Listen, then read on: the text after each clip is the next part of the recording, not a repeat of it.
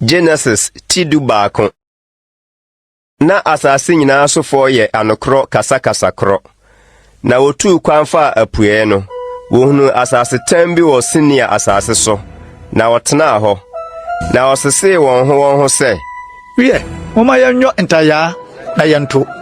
Na ntaya no ye wonabo na ama ye wondotie. Ena woka se.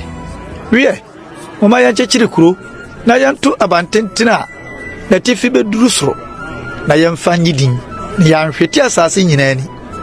Na Awurade duru behwe kuro ne abantenten a nipa mareto no. Na Awurade ka se, hwe oyoman baako na won nyina kasa kro. Na de wafra ase ariyoni. Na afa bibiara rentumi ensi won de osusu se obeyo no biara ho kwan. Wie, moma yensane nkọ ho na yenkoye won